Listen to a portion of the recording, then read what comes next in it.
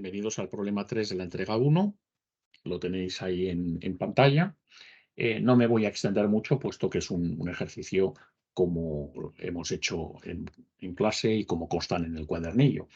Entonces, bueno, pues nos piden en el apartado A que calculemos el ruido que tenemos, el ruido térmico, en el punto de salida, asumiendo que hay un ruido térmico a la entrada, aquí, proveniente, bueno, pues de la temperatura a la que se encuentra el sistema, que parece ser que es 290 Kelvin. Nos dan una serie de atenuadores y amplificadores, los amplificadores todos con la misma ganancia y figura de ruido, y bueno, pues un ancho de banda de 5 megahercios, y bueno, pues de momento, bueno, también atenuaciones de cable.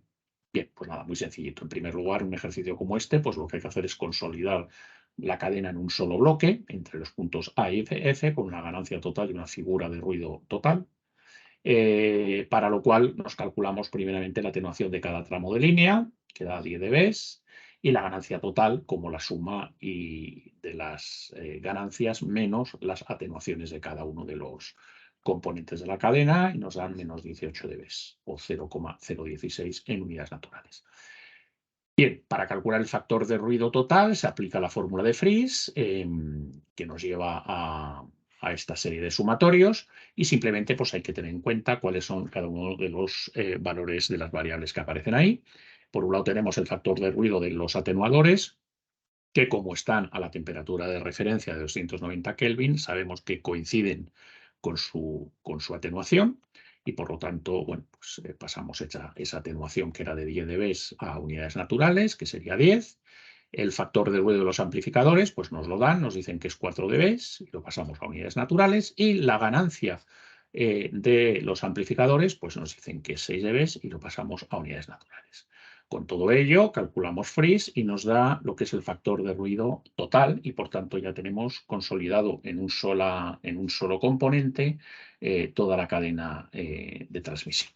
Bien, vamos a calcular el ruido a la salida. Por un lado tenemos el ruido que se genera por los amplificadores y las líneas de transmisión, el ruido interno que llamamos, ¿no? Que conociendo el factor de ruido sabéis que es muy fácil de calcular con esta fórmula.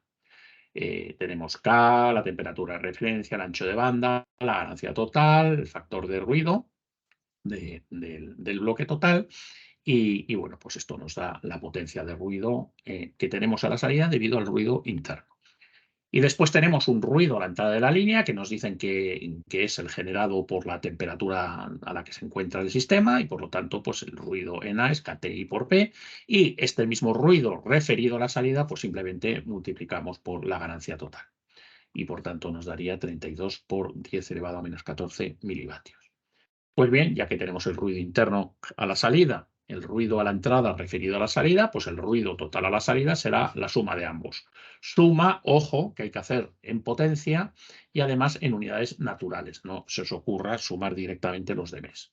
Sumando los milivatios estos con estos, pues nos da estos milivatios, y pasándolo a dBms, pues es menos 103,4 dBms. Ojo, lo he pasado a dBms porque en la pregunta me piden que lo calcule en dBms. Esto es algo que parece tonto, pero que lo hacéis mucho. Y es no fijaros cómo me piden el resultado. Si me lo piden en dBms o en valores naturales, o por ejemplo ocurre también mucho con los factores y figuras de ruido, donde igual te piden el factor y dais la figura, o viceversa. Así que por favor, ser puntillosos con eso, y si os pide una cosa, dar esa cosa, porque si no, pues perderéis decimillas de una forma bastante estúpida. Bien, el apartado B, que sería calcular el ruido de intermodulación a la salida, eso ya está hecho en clase, y por lo tanto pues no lo voy a repetir aquí. Bien, espero que os haya quedado claro y nos vemos en el siguiente vídeo del problema número 4. Un saludo a todos.